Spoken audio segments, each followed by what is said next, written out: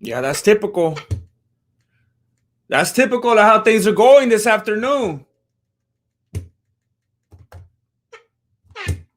I was supposed to go to Home Depot yesterday and I was going to get more batteries. And I know that's probably a strange place to get batteries, but it makes me feel like all industrial and everything, you know? Like, I don't want to go to Walmart and get batteries.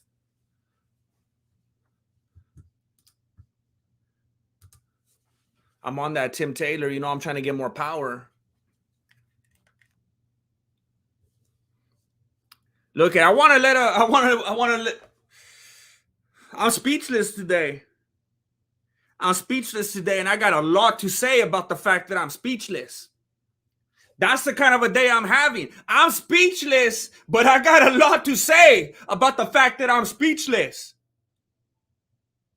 And you know what? Frankly, I'm pretty sick and tired of this happening to me within this community, you know? I'm tired of it.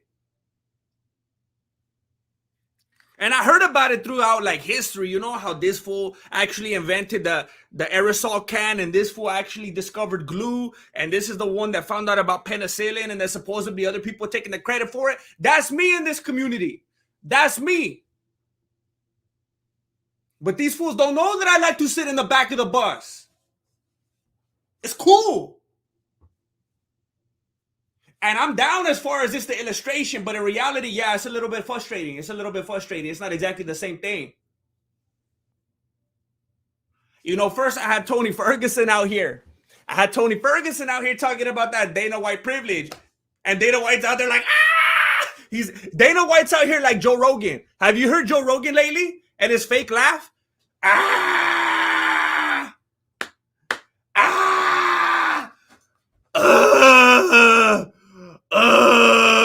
That's how Joe Rogan laughs. You know what I think is very interesting and insulting? On Joe Rogan's podcast, he is so like, he wants to play it off like he's the most intelligent, intellectual, respectable individual. He's telling people, hey, fool, get closer to the mic. Don't you know how to use a microphone? Hey, fool, don't even look at your phone. Hey, fool, you're being unprofessional. Did you see that clip when he's all yelling at Redman back in the day? But then he goes on Kill Tony and he ruins every episode that he's on. He ruins it. That fool is a raging alcoholic. He gets on Kill Tony, and then he slams the mic down. Have you guys seen this? It's a phenomenon. It's ridiculous. It's ridiculous. Joe Rogan wouldn't have any friends if those fools weren't trying to get on his podcast. I'm telling you, it's the most sad thing I've ever seen in my life. I don't even hate Joe Rogan. I feel bad for him. None of those fools would even talk to him if they weren't trying to get into that podcast. It's so cringy, too, when you look at it. You know they're just trying to play the game. It makes you feel bad for him. What's up, Tommy Lee Jr.? Thank you for the sticker. I appreciate you. I appreciate it very much. Thank you. Look it. First, they were doing me dirty with that Dana White privilege. And Dana White's like, oh, that's the funniest thing I ever heard. And Michael Chandler's talking about Dana White privilege. And I appreciate it. I appreciate all you showing love and always tagging me and be like, hey, this was Grandmaster. I appreciate it very much. But you know what? It just went up a level. And now I'm responsible for an entire promotion. Have you heard the news? If you haven't heard the news, let me show you. The news. Dana White power slap. Dana White started a new organization. It's a slapping competition. It's called the Dana White Power Slap. Yeah, this ain't a joke. It's not a joke.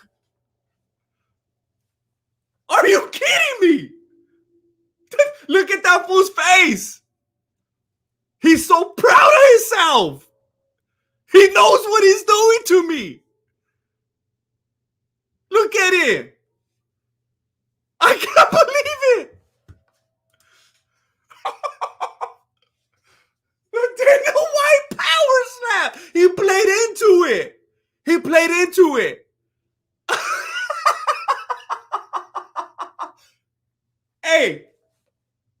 Hey, Don Corleone, you proud of me? You hope that one day I will grow up to be the one that pulls the strings. It's happening. It's happening. I'm behind the curtain though. I'm out there behind the curtain. I'm not gonna be in the credits, but I'm out there pulling the strings. Dana White privilege. Dana White power. Are you kidding me? Tommy Lee Jr. That's right. It's appropriate. It's appropriate. Tommy Lee Jr. First of all, there's two things here. First of all, that fool's trying to do me dirty. And I'm going to call my public defender. And I don't know if public defenders have the capabilities of suing multi-millionaires. I don't know if that's part of their smorgasbord of offerings. But I'm going to call him up. And I'm going to see if he knows someone who knows someone. I'm going to get that money. And look, that's not how I get down, all right? You guys know I'm not trying to pick up a quick buck, you know? That's not how I like to make my money. For trying to sue people. I like to make my money by, doing things like creating paywalls and begging viewers to help support me, like the Mexican PBS. That's how I like to make my money. I like to make my money by being thankful to people like Sir T-Bag right here. Hey, yo, GM, did you know YouTube gaming live streamers are now making a YouTube Shorts to promote their live streams? And it's great for driving traffic to streams. Much love, GM. All your content is golden. Thank you very much. Thank you. I think you're talking about what I found out very, very recently. YouTube's doing this new thing where not only can you make a short like on its own, an individual thing, you could actually clip a short from a longer video so that when people are on that short, it'll literally take them to that video. They're all intertwined and everything. And I tried that a couple times, and look, that's on me. It's like back in the day when I tried shorts, and I was like, no one's even watching them, and I gave up. And then I tried it again, and they started getting millions of views. So I need to try that a little bit more. And I'm glad that you brought that up because honestly, I completely forgot about it since I tried it a couple weeks ago. But I need to be smarter like that and continue to evolve and be more strategic. So thank you, Sir T-Bag, for trying to help out and reminding me. So it's an interesting afternoon. I've been hearing about the Dana White thing, and I had a whole different angle on it. And I'm still going to talk about that. But then I didn't know what the name was. I didn't know that fool was stealing. I didn't know that fool was up in my playlist, I didn't know it was like that. So then I found out today that he's, trying to hijack that name from me. And then it's the same problem I had with Tony Ferguson. It's like, you know what? If people are going to be coming in here and taking my stuff, hey, that's a compliment. All right? I'm going to take it as a compliment. But you know what is going to be dirty? When I start using my own stuff and they're going to try to come and sue me and be like, hey, you can't be talking about that. That's our thing. I'm like, well, go back. I'm going to have to make another compilation video all the times I've been talking about Dana White power. I can't believe this. Dana White power slap. Dana White power slap. I wouldn't be surprised if YouTube comes after me for even saying that phrase so much. But then this fool's going to go and make a whole promotion around it. So we got the Dana White privilege, Dana White power. What else can they do? What else could they do? What else is they're gonna start calling, they're gonna come up with the new I'm not even gonna say, I'm not gonna give them ideas. That was dumb. I almost gave that away. I'm not gonna say that.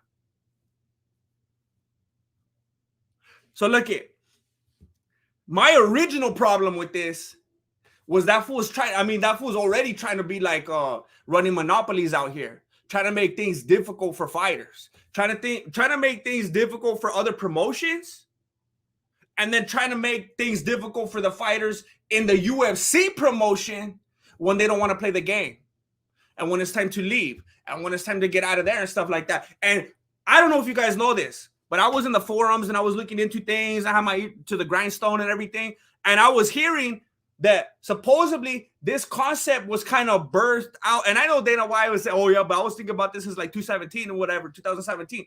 Oh, maybe he had some little thing spinning up here when he saw other people doing it and stuff, Logan Paul and Arnold Schwarzenegger.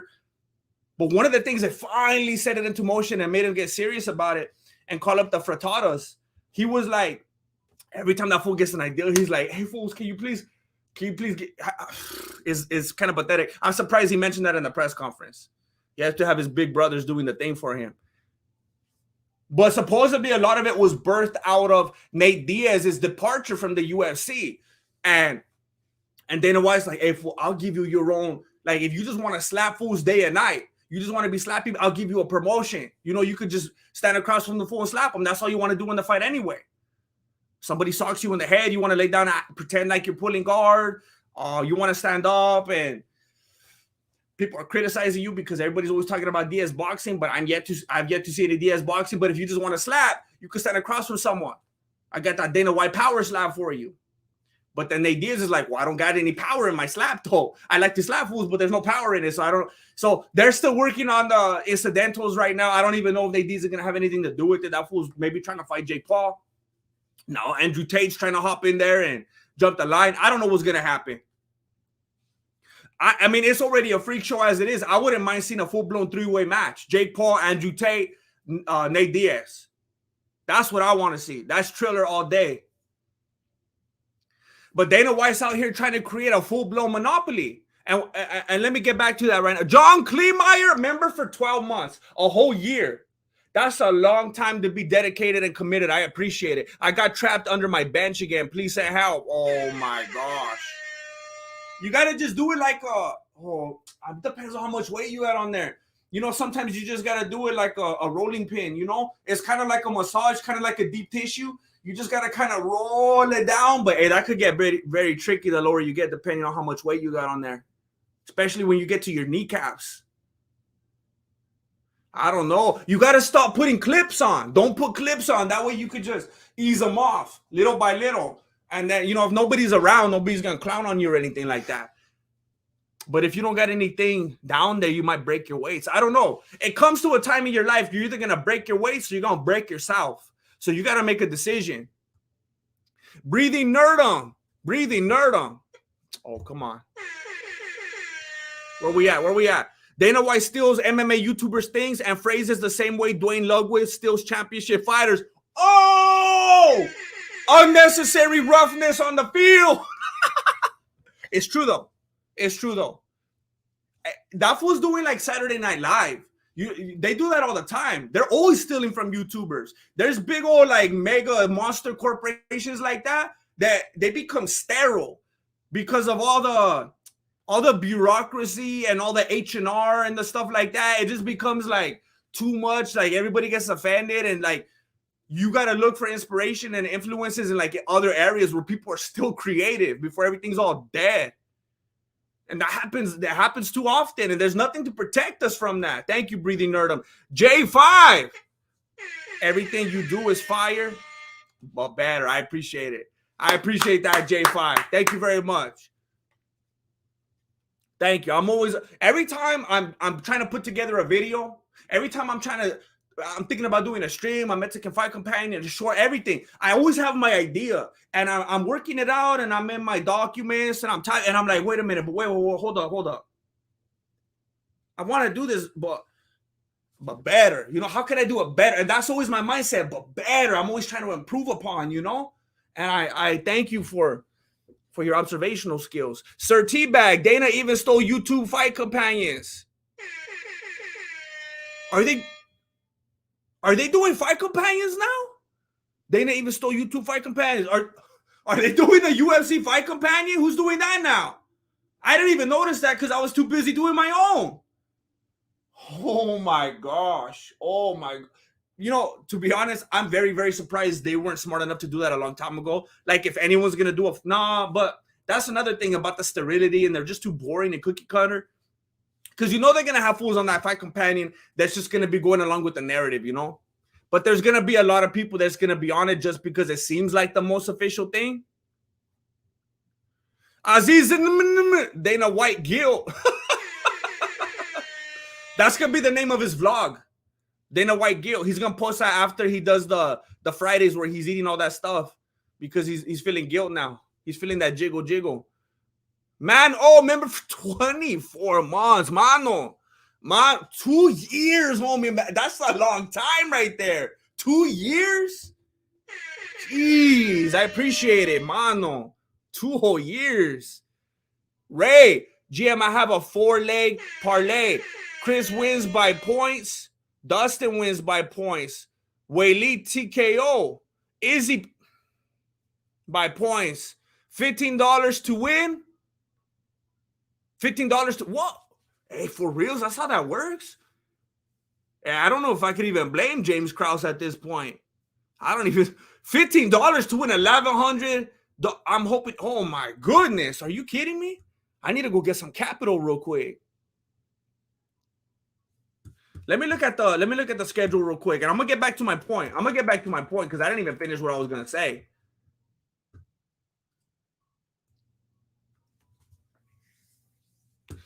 So yeah, I mean, I feel bad about it. It would be amazing if Frankie Edgar could get a win on his last fight. But yeah, Chris Gutierrez is probably gonna take TKO him. Dustin, that's a safe bet. I mean, I'm still. I mean, it might be right up into the Mexican Fight Companion where I make my final decision. But I've been saying Dustin for the longest, but that fool's making me concerned with the way he's looking. And clearly, he's just a chile pusher lately. He's just trying to sell that hot sauce. Whaley, absolutely. Adesanya, come on. What are we doing here? He's gonna catch that left hook. He's gonna catch that left hook like a cold. Like he's out with no scarf. I'm telling you. But hey, at the same time, I want you to win that money. So I'm split decision right here. I want to see you succeed. Look at one of the most frustrating things about. I mean, to me, I'm taking it personal now. You know, I saw the press conference today. I don't know if you guys are just joining right now. I don't know if you've seen this. That Dana White power slap. His new promotion right there. He's biting off of me. I got the marks on my forearms right now because that fool's biting. That fool's biting like the German Shepherd that my Theo used to have that they had to put down. That fool's biting hard. Dana, first the Dana White privilege, now the Dana White power slap. And I took that personally. And I have to tell you, because I'm gonna be honest with you, and I know you appreciate the honesty. I'm gonna take it personally as well. If you don't like this video, there's the banner right there to remind you. So now that there's no excuses in the mix, I appreciate it very much. Every single time you click that, YouTube's like, ooh, this is a good channel. Ooh, this is a good video. So I would appreciate it very much if you would like the video. But I took it personally. Okay, so there's different levels right here in my perspective. But on the other hand, it's dirty because that fool's trying to run monopolies and he's trying to ruin everything else that everybody else could be taking part in. You know, he's trying to take everything else that everybody worked for. Because I just, the last like full-blown breakdown that I did, that wasn't one of my compilation videos, you know what I'm talking about? And I appreciate those of you that are supporting. The last full-blown video I did was the one that was like breaking down the slap fighting. Breaking down people fighting in the phone booth. Breaking down the fools that have their hands taped together and they're sucking each other in the face. Breaking down the wheelchair fight, all that kind of stuff. The dwarf fight, wait, no, I think it's how do you say it? The midget fighting. That's the correct way to say it. I don't want to offend anybody. There's different ways. There's different types of fighting styles that I was talking about and I was trying to help promote. And I was like, hey, the UFC is old news. I even made a video saying the UFC is in trouble. The UFC is in trouble because there's a new promotion in the game. I was talking about the Epic Fighting Championship and all the crazy stuff they do. I was talking about the phone booths. They got fools doing jiu-jitsu in cars and stuff like that now. Doing crazy stuff. Fools are fighting on the rooftop like if they were the Beatles. They're doing everything that you could think of. And I was talking about how like the UFC is going to be phasing out because this stuff is too exciting. Who's going to be watching the UFC when you got all these options? Dana White's over here. Like, I'm going to take all of them. I'm going to put them all on my Monopoly board. You know how sometimes I go to Target and I'm at the board game section and the whole wall is filled with Monopoly. Do you understand what I'm saying right here? Monopoly has become a monopoly. Are you kidding me? Monopoly turned into a monopoly. It's like too meta. It's too meta. And I hate what they did because every time we talk about something being meta now, all everybody's going to think is about is Facebook. But it's just like hashtag. It's just like when people talk about hashtags. Fool, that's a pound sign. It's a pound sign. There were things around before you, all right? Born past the year 2000. I can't even believe there's human beings born past the year 2000. They feel like they're not even people. Monopoly has turned into a monopoly. It has consumed itself. You go to the board game section at Target and it's full of Monopoly. Monopoly has become a monopoly. You see like Monopoly Original, Monopoly Junior, Monopoly the Third, Monopoly SVU, Monopoly Big Bang Theory, Monopoly sorry, I don't even know how they're mixing games. I don't know if they're owned by the same company or what. Monopoly Black and White, Monopoly Bank Robber Edition. They have the most ridiculous things you could think of.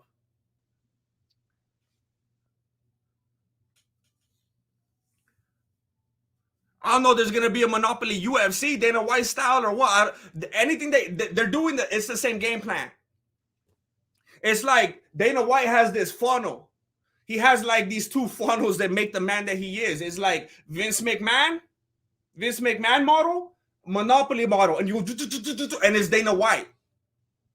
Now, when we want to watch phone booth fighting, it's gonna be Dana White phone booth fighting. We want to watch fools fight in the wheelchair, Dana White wheelchair fighting. We want to watch fools do jujitsu in the car, Dana White jujitsu car fighting. He's trying to take it all. And the Frittata brothers are giving him that money. I don't know what kind of dirt he has on those fools. I'm telling you. I don't know what kind of stuff went down in college. I don't know what kind of Oscar de la Hoya shenanigans those fools were into, but it's deep. It runs deep. I'm telling you.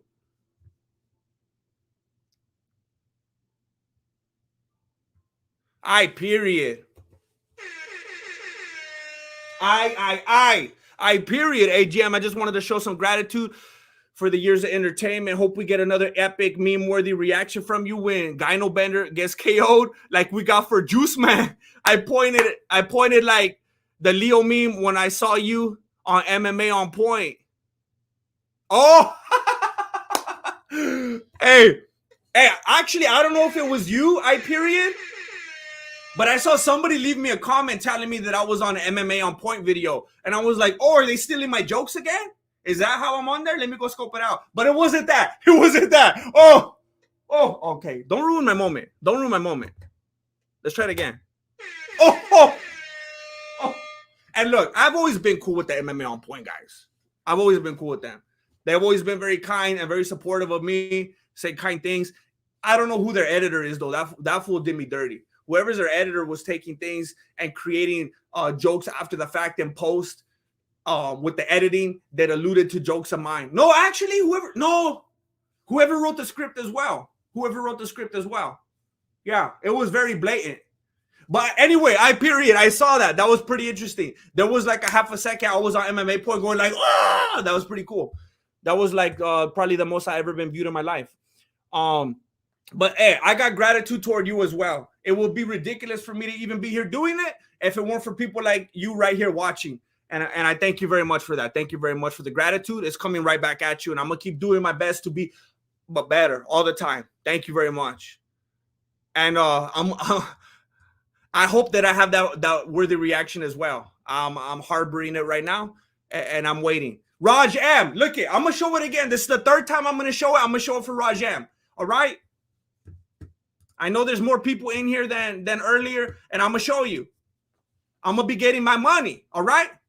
I'm just sitting here right now with that, what's it called?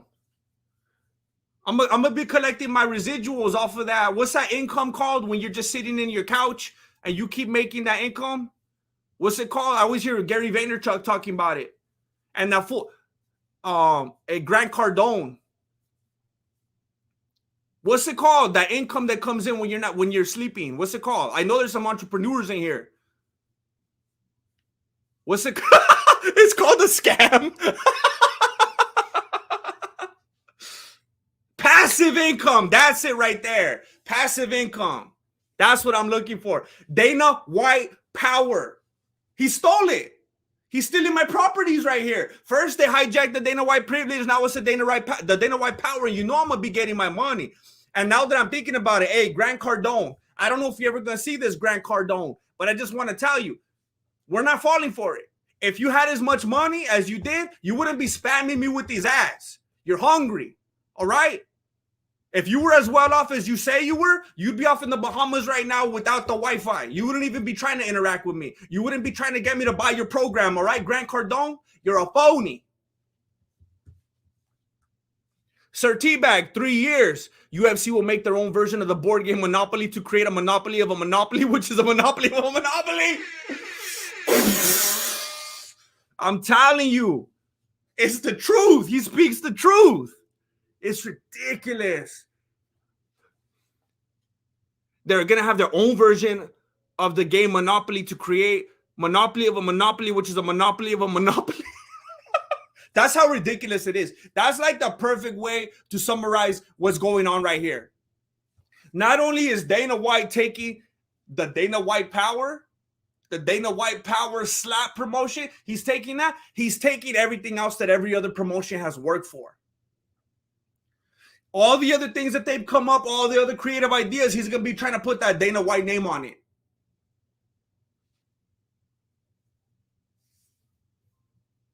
I was so excited about the opportunities out there with different people, all these different channels and promotions I was discovering, and these different opportunities to branch out and talk about different things. And now it's all going to be under the same umbrella.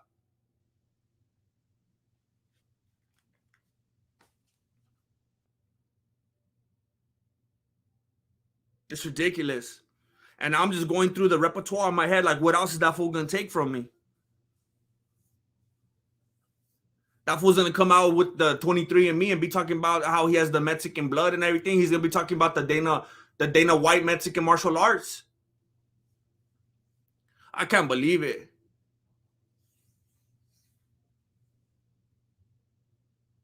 I mean, I'm going to be watching. I'm going to be making breakdowns of it, but.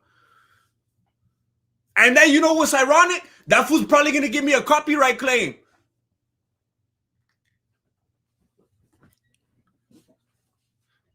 Dana White chanclas.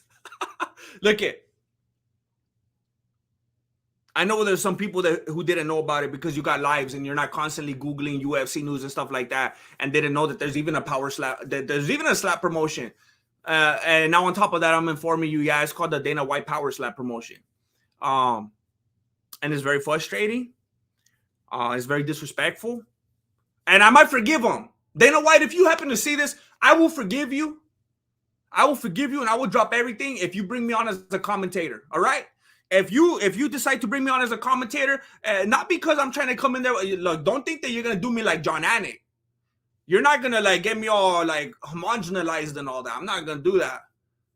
None of that homage kind of stuff up in here. I'm not going to get down like that. No homogenization. I'm going to be me. I'm going to be real. All right?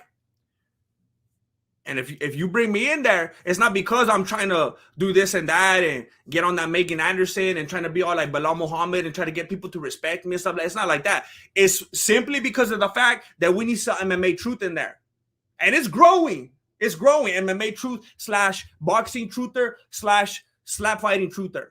Because all you're doing every time you create new promotions and new things like this to take part of in any way, there's going to be a narrative. And you're going to have your hired goons telling the people what you want them to hear. But you need somebody in there like me keeping it real, telling the people what's really going on behind the scenes. So Dana White, look it, if you want to bring me on so that I could provide that colorful commentary, I'll let it go. I'll drop everything. All right? And then you can sleep at night. Everything's going to be all right. You let me know. The ball's in your court. And I want to touch on something real quick.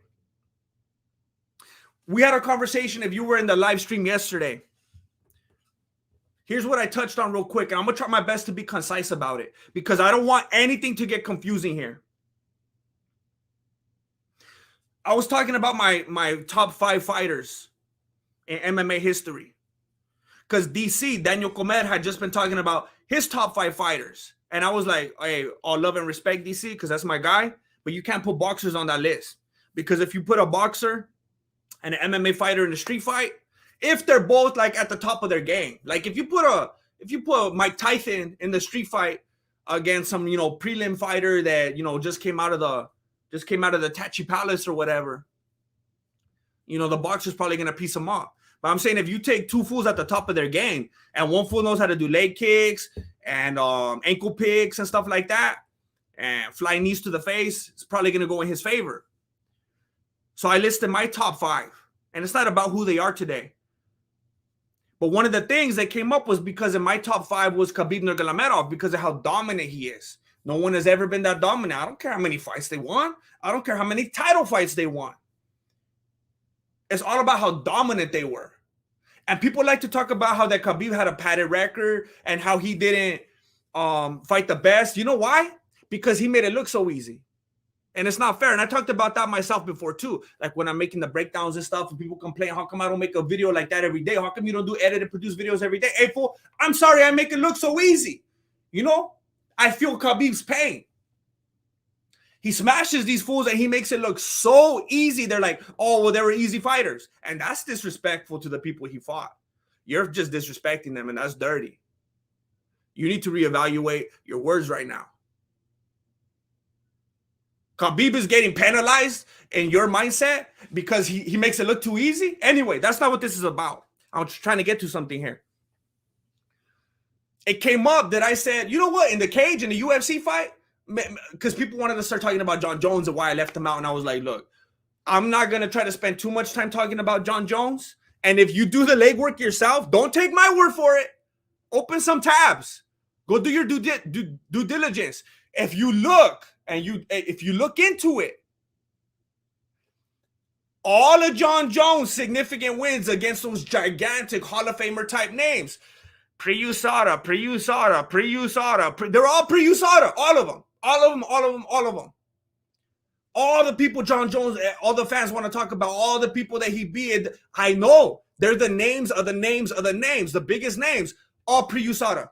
And then after that, everybody's like, yeah, it kind of looked like he lost to Gastelum. Oh yeah, it kind of looked like he lost to Santos, and if he didn't, he almost lost. That was bad. Oh yeah, it looks like he lost to Reyes. He was never the same after that. He was never the same. You fools are delusional. But anyway, again, that wasn't my point. I'm trying to get to something here.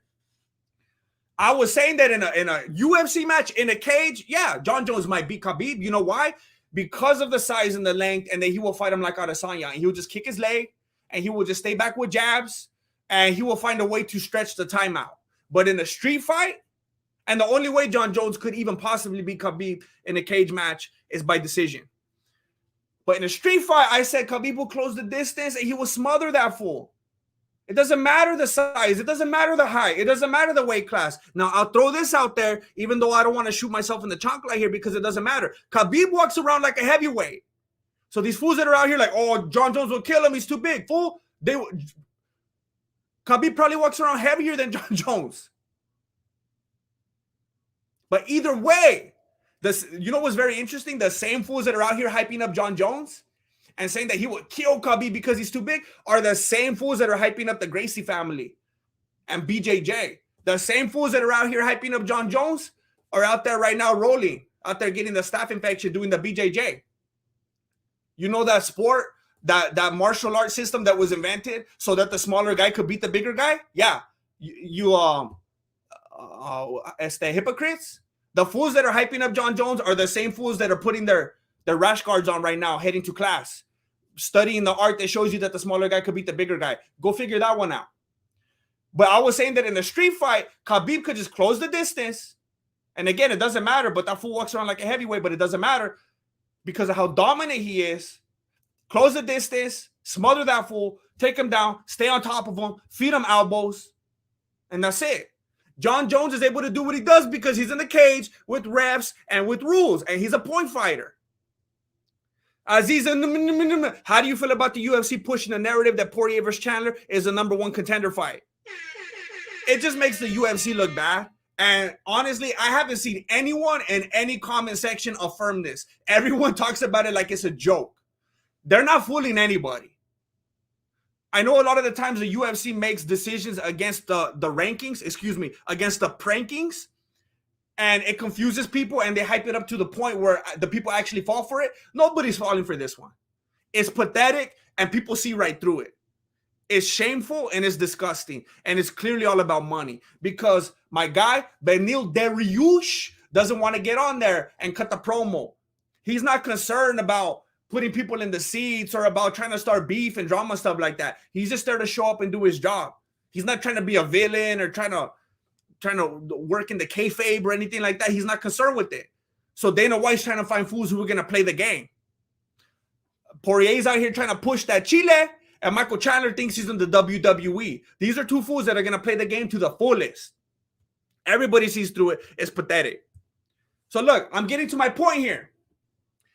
People were going on, and there was definitely people on my side. Because I was telling you guys yesterday, I feel sorry. I feel sorry for the men out there. I feel sorry for the fools out there that are walking around. When you're out there walking around at Home Depot and you weigh like 155, 170, 180.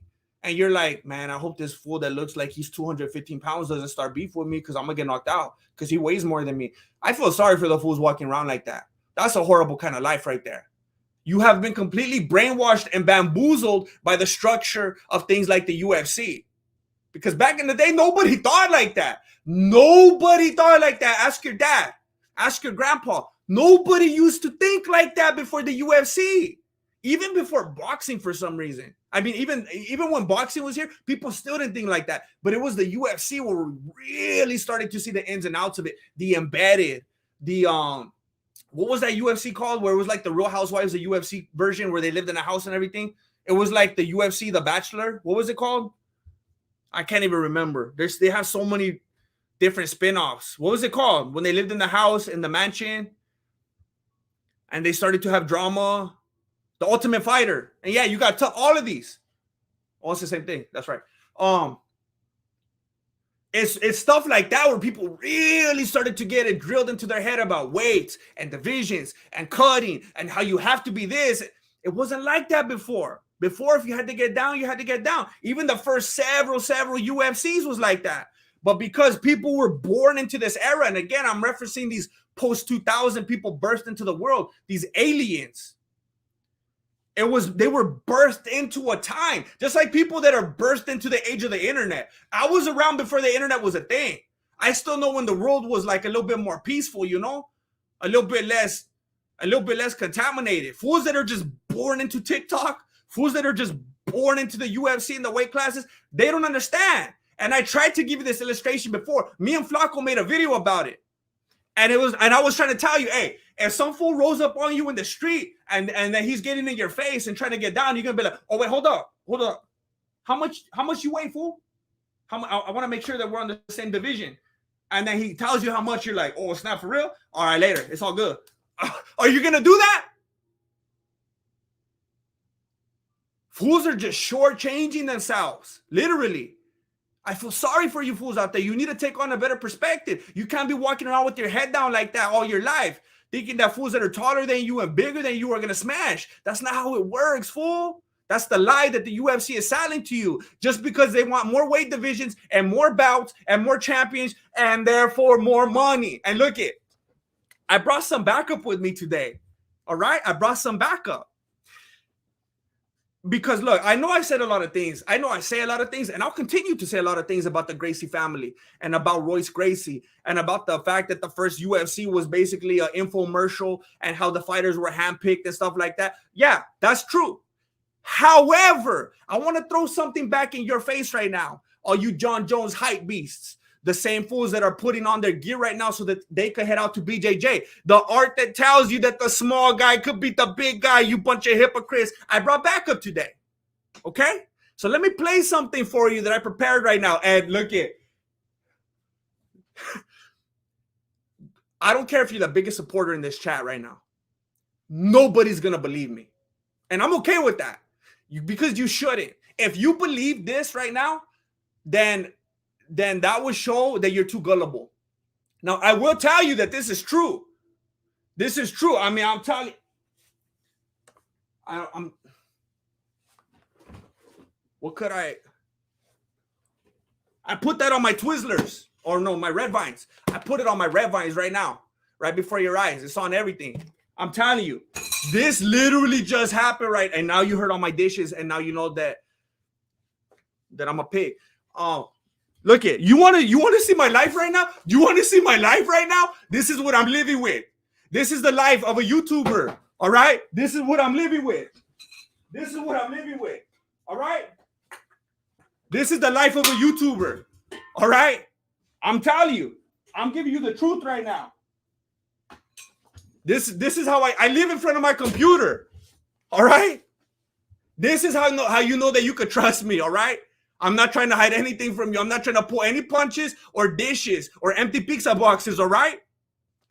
I literally just ran into this clip before I started this stream, and I was like, oh my gosh, I gotta stop and I gotta edit this and cut down the moments that I'm trying to get because it was a longer video, and I'm gonna put this in the stream. I can't believe I ran into this right before this stream.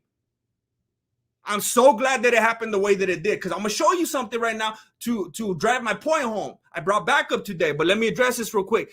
Mr. Bai Do Uchi Bag, hey, what's up? Maybe he'll have some Dana White guilt and break you off a piece of the pie. Hey, Dana White, however you see fit to do it, so that we don't have to take it to court. Because I'm telling you, I'm gonna text my public defender. I'm gonna text him today, and I told you I'm not 100% sure that he has the suing capabilities, but I'm sure that he knows someone that knows someone.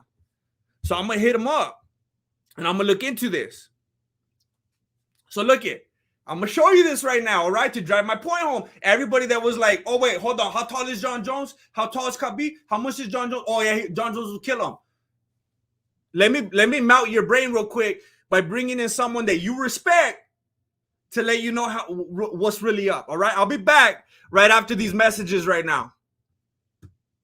Jiu-Jitsu is the art of self-defense, not for fighting. Not I fight to prove that I don't lose. I can't lose to a bigger opponent. So my father didn't create fighters. He built teachers. When you look around today and you see, like, let's say, like the Meow brothers, and they're doing the Berimbolo and the back takes and the 50-50 guard, when you look at that, you come from the old school.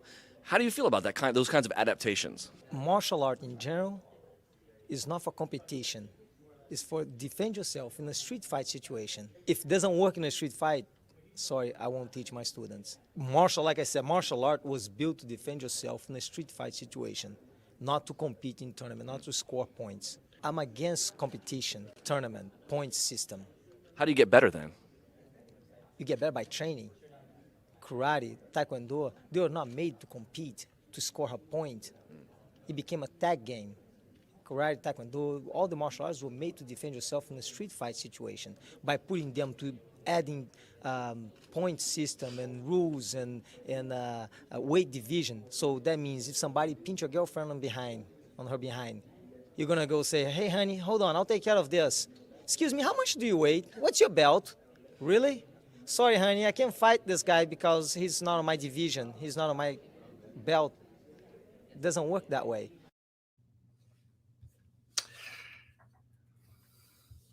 Now look here, I'm gonna remind you of something. I'm not a Gracie fan. I'm not a Royce Gracie fan. This channel has been built on the back of exposing the Gracie family scam. Okay?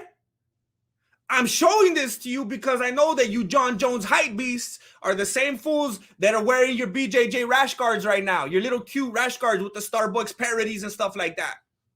It's the same individuals that respect the Gracies, that are on that Gracie diet, eating the acai bowls and all that.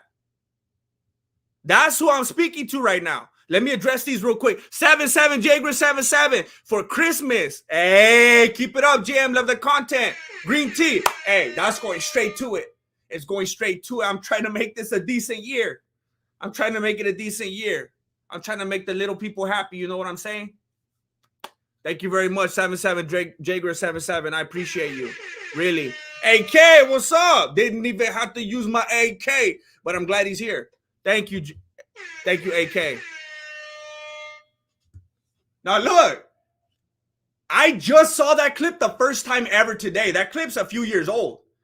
I saw that clip the first time ever today, and that was after I made that video with Flaco where I stopped him. I was like, hold up, fool. How much do you weigh? And then he told me, and I was like, all right, never mind. We can't get down that. You see how ridiculous it is? And I saw someone in the chat right now. Like, oh, trying to laugh and everything. Like, oh, John Jones will ragdoll him. Like, you can't let it go. You can't let it go. So people that talk like that, there's two kinds of people.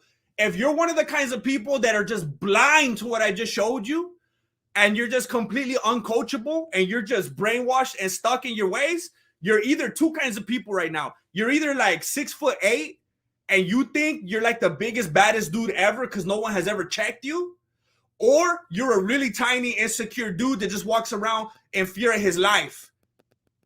And you just think all the dudes around you will smoke you and you got to fight like Mighty Mouse. I feel bad for either of you. Either way, it's just a closed-minded, brainwashed way to go through life. And it's pathetic, frankly. It's just fools that have absolutely been eaten up by the hype.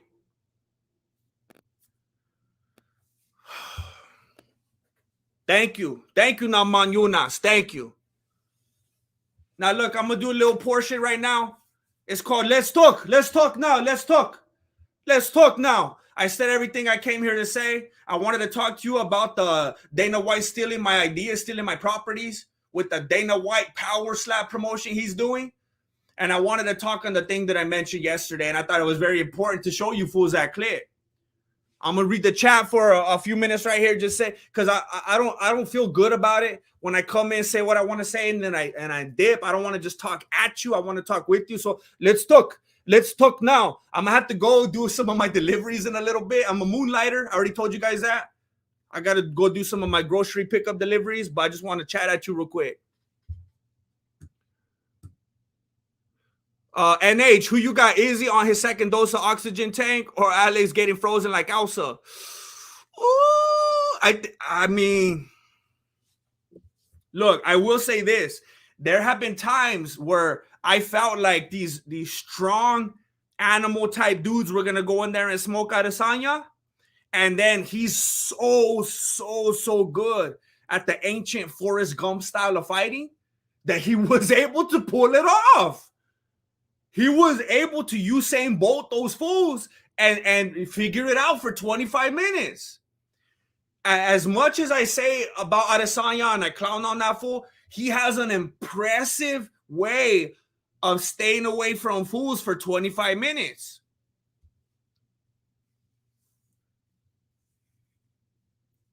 It's unbelievable. It's impressive, frankly. How you gonna do it if you really don't want to fight? By standing on the cage. Get your back up off the cage. Tell me, Ade, Sanya. I didn't have my phrasing correct. I mean, my gut would think that, you know, Pereira's gonna go in there and knock him out. Pereira is just too, because Adesanya has faced solid dudes that could go in there. You think they're just gonna, you know, Costa, Romero, you know, El Mero, Vittori, these dudes that just look like they're gonna come in there with the thickness and they're just gonna like, but none of them, because like, you know, Mero went in there like DC when he fought Stipe Muchacho the last couple of times, you know, where his back was all fused up and he wasn't the same anymore, you know. He went in there like Kurt Angle. So and Mero wasn't wrestling him and coming forward like he should have. He was trying to fight a whole different kind of game. And you know, if Mero was just like slamming on the Makiwara or whatever, you know, that thing's gonna bust open.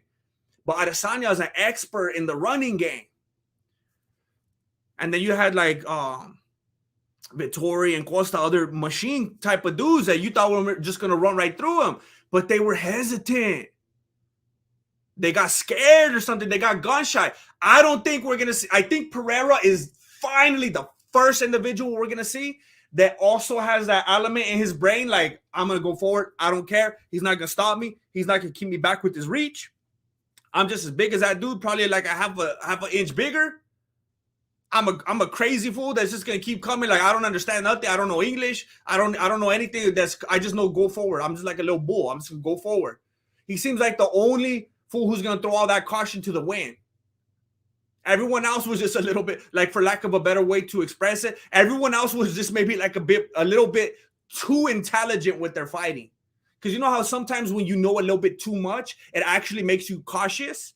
This fool is like, just go. It's just like when you throw a dog, for a ball. It's like when you throw a ball for a dog, it's just go.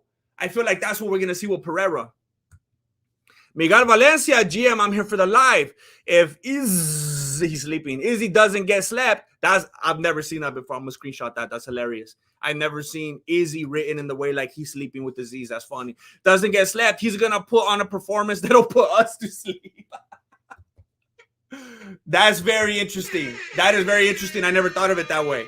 If Adesanya doesn't get slept, then we're gonna get slept because of that fool's fighting style. That is brilliant, Miguel Valencia. Thank you very much for sharing that insight with us. That's a hilarious way to put it. And it's very true. Felix Romero, those are all stocky fools. Alex could chase Izzy down. That's very true. Because it's like when you just look at those fools, that's what the brain does to us. Just like the thing I was talking about a few minutes ago, where the brain's like, oh, that fool's too big. Like when you see those other fools, it makes you think, oh, you know, they're going to do well against him. Pereira's a lot more trimmer and athletic type of build than the other fools. The other fools look like bodybuilders, you know? This fool is trimmer, but it's that mindset that's going to keep him going forward like a bull, you know? It's the mindset that's going to overcome it here. Not that bodybuilder physique. That guy does have a solid, strong fighting kind of physique, but he also got that mindset. Ryan Holiday, the fight will probably last 35 seconds when one of them is probably going to snap their shin like Anderson Silva. That will be hilariously disappointing. I got to work both of them in there. Because of the buildup and everything that we've been hoping to see, it will be disappointing, but that would also be hilarious because of the buildup and everything that we've been seeing. Now, Manyunas, Grandmaster, I come to see your take on mixed martial arts, as even though you are humorous and really good at your predictions and you're really good, as you are really great analysts and real, you're objective. It's not often that I'm called objective because fools that are watching are so unobjective and so biased that every time I'm objective, it seems unobjective. So I appreciate your objectivity when observing my objectivity. Thank you very much. No, man, thank you very much. And I try to make it entertaining, you know? I try to make it watchable. Because if you're just trying to be a goofball and you're just coming being stupid about everything and you're not bringing any kind of facts, no one's going to take it serious. Nobody's going to care. And if you're doing nothing but bringing facts and you're not being entertaining, nobody's going to want to watch that either. That's just going to be like reading a big old long textbook. I was going to say it's like reading the dictionary, but I like reading the dictionary. I like words. Did you see Pereira's Redskins jersey, Charles Barkley? I did not see that. What was that supposed to represent? Was that like an inside joke? I didn't see that. It's just Adesanya cures insomnia. I should probably get on the Fight Pass and watch it more often then. That will cure my insomnia. Period. With all due respect, GM, if weight doesn't matter that much, how come we don't see more champions move up and even fewer succeed? If weight doesn't matter that much, how come we don't see more champions move up? Oh, I mean, my easy off the beanie answer for that is because those fighters are also stuck in the same mindset. I mean, maybe even more than the viewers. Those fighters are stuck in the exact same mindset because those fighters, I love Boss Rutan's mindset. I saw an interview with him the other day. I forgot who he was talking to. But he was getting interviewed, and I think it was an old interview. But he was getting interviewed, and the guy was asking him, if you fought Fedor, would you have beat him? And Boss Rutan's simple, like the bottom line answer, and he wasn't being disrespectful or not like at all. His answer was like, look, my mindset as a fighter, I don't care if you put guys, and I'm paraphrasing here and I'm making things up, but the sentiment of what he was saying was, if you put Godzilla in front of me, in my mind, I'm gonna win. And he's like, even if I end up losing, when that fool's standing in front of me, I'm gonna beat him. And look, for real, I can't believe every man doesn't have that mindset. That's why I feel bad for the fool, and I'm not gonna use the word. I don't even use that word personally, but I think you guys know what the word is out in the culture for the kind of man that thinks that way of himself and gets played like that. That actually walks out into the universe just feeling like all these other big dudes around him could smash on him just because of his size or his height or whatever. I sincerely hate that, and I feel bad for fools that have to live like that. I think every man should be delusional or not. Delusional or not, I will emphasize, I think every man should walk around this earth thinking in his head, if I have to get down right now, I'm going to win. I'm winning this. It's all the mindset. You got to have that mindset. I heard Adesanya the other day supposedly was saying that he was talking about moving up to light heavyweight again. And he was talking about how, well, I know I could do good and I could beat that one and this one. And maybe I can't beat all of them. And, I can't beat heavyweights. It's like, wow. Wow. You already lost, fool. You already lost. Delusional or not. You can't do that. Boss Rutan's like, I don't care who it is. I'm going to win. I don't care if it's King Kong. I don't care if it's Oprah Winfrey. You put someone in front of me, I'm going to win. That's what you got to have up here. And if like, it's like I said, it's probably happened more to fighters than even the viewers, that mindset. Because they're the ones actually cutting the weight all the time. They're the ones having to step on the scale. They're the ones having to make the division. So it's embedded into their brains more than anyone else's. They're bigger than me. They're going to beat me. And that's why they weight bully and do stuff like that. Because they think that just because other fools are smaller than them, they're going to beat them. Doesn't work like that. How many street fights have you guys seen? Have you not ever seen the little fool mop the floor with the big dudes? I mean, have you lived life? Get on YouTube and look up some fights, fool. I don't understand the mindset. I'm not saying to you, period. I know you're just posing a objective interview type of question. I'm just saying for the people that just really cling to that. Ray, it's that mindset that Jake Paul has. That's why he keeps winning. He's calling out professional boxers because he has that delusional mindset. Exactly. Jake Paul isn't listening to everyone around him, doubting them and say, well, you can't win. You can't win. You can't be Tyron Woodley, the this and that. Look at people weren't hating on Jake Paul, not in the numbers they are right now. I know there's some people, well, as a matter of fact, I was hating on Jake Paul during that time as well. That's not what I'm saying. Look at the numbers that people came out in after Jake Paul beat Woodley. After he beat him, they were saying, oh, well, Tyron Woodley's not a boxer. Before that, the narrative was like, oh, Jake Paul's going to die. Jake Paul, and again, I know there's like 1 or 11 of you out there right now like, no, actually, I always thought that this would happen. That's not what I'm saying. The disgusting, gross, plethora amount of people that came out later say, well, he's not a boxer. He's not. That didn't happen until after Jake Paul knocked him out. The general consensus, I'm not talking about the few of you going against the grain. The general consensus before that was Tyron Woodley was going to murder him. And then Jake Paul won. Oh, he's not a boxer. And then Anderson Silva, oh my gosh, have you seen this guy striking? Don't you know that he actually is a boxer? He actually started in boxing. He was boxing before MMA. He beat Julio Cesar Chavez's son. He's going to kill Jake Paul. It's the end of it, finally. Jake Paul beats him. Oh, well, he's too old. Oh, well, I mean, I know he's a boxer, but he didn't box for the majority of his career. He's a Hall of Famer, but not in boxing. He's got to fight a real boxer, even though Jake Paul tried to fight real boxers on 2 occasions, and they backed out. People like Jake Paul succeed when they reject that mindset of having to be afraid of everybody. When you let yourself be delusional and you just move forward like Pereira's going to do, then you have the chance to succeed. But fools out here just want to keep hating. Jake Paul should fight Jason Bourne. But here's the thing. Will we rather see it in the ring or in a movie? That's the thing. I mean, it's pretty cool to watch a good movie fight. It's good.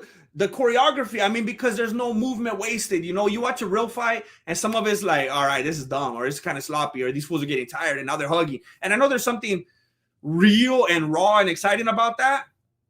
But now that I think of it, the Jason Bourne movies, the choreography is so bad. It's probably even better to see a real fight because the Jason Bourne choreography is even worse with the shaky cameras and all that. Fools can't afford a tripod or what? Even I got a tripod.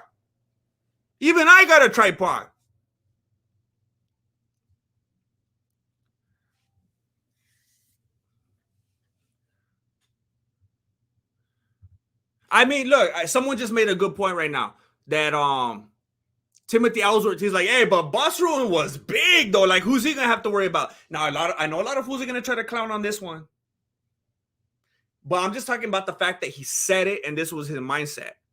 Even if he wasn't in the competitions and all that, Bruce Lee said the same thing. Bruce Lee made the quote. I have like a bunch of his books.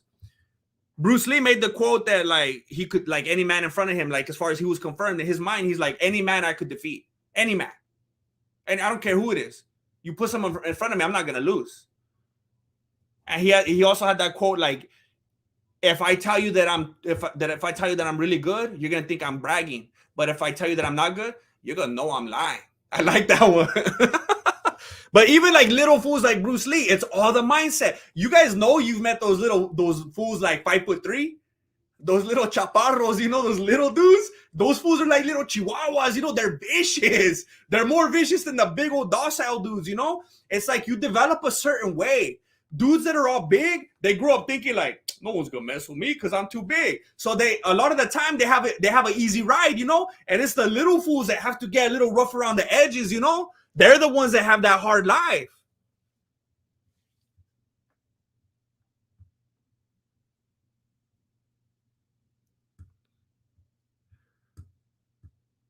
That's why you think Volk could be Islam, Felix Romero. That's a tough one.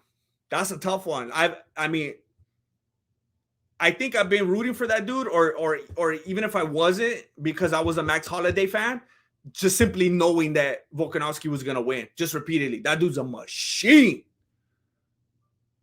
And I was like, he's gonna be the champion for who knows how long, till he gets bored of it. But so is Makachev. So is Makachev. So that's tricky. I just don't see Makachev losing. I just don't see him losing until Dariush finally gets the title shot.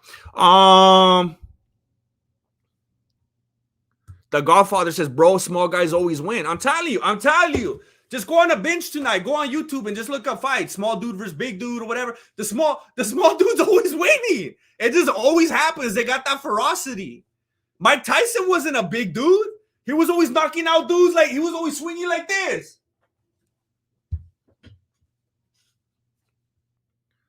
That's why he was still doing that peekaboo. He felt like a little kid at Halloween, going for some candies. He was a little dude. I know he wasn't the smallest of the small dudes. I think it was like 5'10", but he's fighting dudes like 6'3".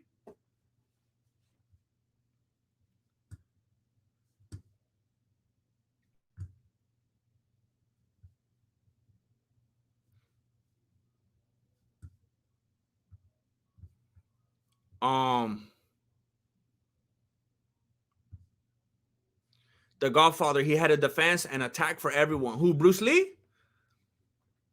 People look at. I know he didn't get in the ring and stuff and fight like that. And at the time, that wasn't really the thing to do. That became like a thing. Like, you gotta do this. You gotta show this. When like the UFC stuff started coming out. Back then, that wasn't necessary. Back then, you flexed what you knew by running dojos, by teaching people, by showing that you were able to pass something down and have people be able to express that with their own bodies and accomplish these things. And then his students would fight and compete. And that's the same thing the Gracies did. In that clip I just showed you guys, Royce Gracie was like, my father didn't raise fighters. He raised teachers. I mean, when you're really able to pass that intellectualism down onto somebody, both mentally and physically, and they could do this stuff and apply it. And then fools come to your dojo and, you know, they do the dojo storms and they're trying to see what you could do. And I mean, this stuff is well documented. I mean, this will have to be a pretty giant conspiracy of a lot of people involved. I mean, you know, there was fools that didn't like Bruce Lee. He was a cocky individual. There was a lot of stuff to be jealous about him for, to not like him for. It would have to be a pretty ridiculously big and impressive conspiracy. All the things that he participated in and the fools that he smashed on and the people that try to come up on him that he sat down, for that stuff to not be true. And I believe that he had a defense and an attack for everyone. This was a science to him. This was what he devoted his life to. But he knew he was going to make more money and be more successful doing movies. Was that fool supposed to be stupid and go fight in the cage and still have to have a side hustle? Still have to go sell used cars or be a substitute teacher or whatever, like a lot of these fighters, Jeff Neal over there working at Arby's. No, I think it was Applebee's. He decided to be a movie star, so he's gonna get penalized for that. Aziz DJ could never be Nogano in the cage, but he could in a street fight. That's what I'm saying. And look at there's a lot of people right now squirming in their couches. There's a lot because they didn't like that. DJ could never be Nogano in the cage, but he could in a street fight. There's a lot of UFC heads right now that are gonna blow an artery because they can't comprehend such a thing. There are some vital points in every human that can be exploited in a street fight. Absolutely. If you got all your limbs and all your capacities about you, anybody in front of anybody could beat that fool. I don't care who it is, but some people have been brainwashed and they're shortchanging themselves and they're afraid of everyone around them. If the fool around them weighs 10 pounds more and a couple inches heavier, couple inches taller, they're afraid of them. They're afraid for their life. There's fools right now standing on the wall in the line at Walmart, and there's a dude taller than them, heavier, and they're scared for their lives right now. They're gonna ask someone to walk them to their car. You're correct, Aziz. Even like again, I'm like most people, like that's the thing to go to. It's the thing that everybody respects for the most part, generally, the BJJ, because of the narrative and because of the culture. Okay, the BJJ guy, the dude, all right, himself, Royce Gracie, in the clip I was playing earlier, he was talking about it. He was like, it's all about the training. It's all about for the streets. He's like, BJJ wasn't created to be a sport. It's for self-defense. And look, I clown on BJJ all the time and talk about how it's not for the streets and stuff. But originally, before I started getting all just for the mats and the dojos and competitions, it had more self-defense aspects of it. There was kicking. There was punching. There was tripping. There was a lot of stuff like that you don't see anymore. Max Steele, thank you very much for the contribution. Thank you for helping out the channel. There's a Bruce Lee quote where he says Ali will kill him in a fight since he's bigger. Look at my hand. That's a little Chinese hand. He'd kill me. Now, I know it sounds like I just got to answer to everything right here, but I've been in love with the martial arts for my entire life, and I've been the biggest Bruce Lee fan. And it kind of hurt me and changed my perspective on him a little bit when I found out that he was a junkie. But I devoted a lot of energy and time in my life to studying the man. And basically when he said that, I mean, even though he was very cocky, he could also be, and this is a very smart thing. And remember this, a lot of entrepreneur type of individuals do this. A lot of celebrities do this. It's a self-deprecation type of thing that people do. It's a very tricky little manipulative kind of thing that people use in social situations because it makes you endearing and it puts people on your side and it makes people like you. It was a self-deprecating kind of thing. It was a, politically motivated kind of thing, because he liked Muhammad Ali. He was a big fan of Muhammad Ali and he had a lot of respect for Muhammad Ali. So him saying something like that was a very smart and calculated move. Now, I admit, and I will go ahead and say this is 100% opinion, and I respect anyone else's opinion on this, even if they're wrong. It's my opinion that Bruce Lee did not 100% believe that if Muhammad Ali was in front of him. I believe that he believed that maybe possibly in theory, but when it's go time and the other creature is in front of him, it's all off. Now, that's a matter of opinion. That's a matter of opinion. I'll leave it at that because I'm not going to act like a know-it-all. I will say that that's my opinion, even if it's correct. It's just an opinion. Okay, I just got a text right now from Marilena. I got to move on to the next phase of my day. Things are going to be happening right now. A lot of moving parts. I got to go get on my polo, and I got to go do some good grocery deliveries.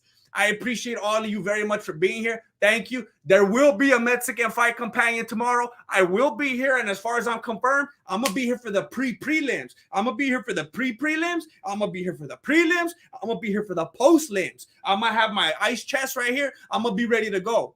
We're going to be spending time together. We're going to get to know each other real good. I know sometimes people are commenting stuff. Are you going to be here? Are you going to be here? I will be here.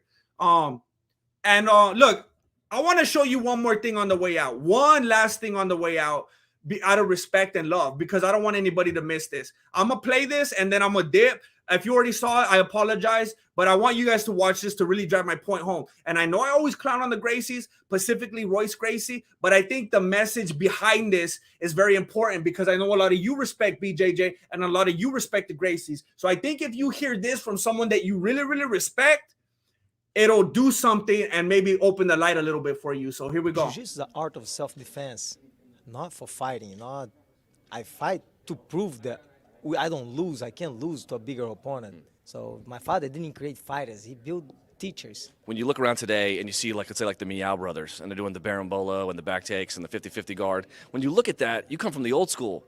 How do you feel about those kinds of adaptations? Martial art in general is not for competition. It's for defend yourself in a street fight situation. If it doesn't work in a street fight, sorry, I won't teach my students. Like I said, martial art was built to defend yourself in a street fight situation, not to compete in tournament, not to score points. I'm against competition, tournament, point system. How do you get better then? You get better by training. Karate, Taekwondo, they were not made to compete, to score a point. It became a tag game. Karate, Taekwondo, all the martial arts were made to defend yourself in a street fight situation by putting them to adding point system and rules and weight division. So that means if somebody pinch your girlfriend on her behind, you're gonna go say, hey honey, hold on, I'll take care of this. Excuse me, how much do you weigh? What's your belt? Really? Sorry honey, I can't fight this guy because he's not on my division. He's not on my belt. It doesn't work that way. And there you have it. There you have it. Again, I'm not like a Gracie fanboy or anything like that, but I know a lot of people are. And when they hear from him, it might hit them a little bit differently. So I just wanted to put that in for some context. Thank you, everybody, for being here. I appreciate it very much. For real, this is probably one of the funnest streams I had in a long time. You guys made it very fun and entertaining. I appreciate it. I'm not just here to, that's kind of my job, be here to provide the content and entertainment, but I want to let you guys know you do that for me as well. It was a fun time, and I appreciate it. Thank you for watching Mexican Martial Arts. Don't forget to show up for the Mexican Fight Companion tomorrow. Appreciate it. Good looking out. Oh, one more thing I want to talk about. People have been saying, I can't find your streams after the fact. What happened? YouTube did an update. So now when you go to my channel, up at the top, there's a normal videos tab, a shorts tab, and a live videos tab. You got to click on different ones to see different videos. I think it's the same on mobile. They're changing everything, but that's how you can find it. Thank you for watching Mexican Martial Arts. Appreciate it. Good looking out. Late.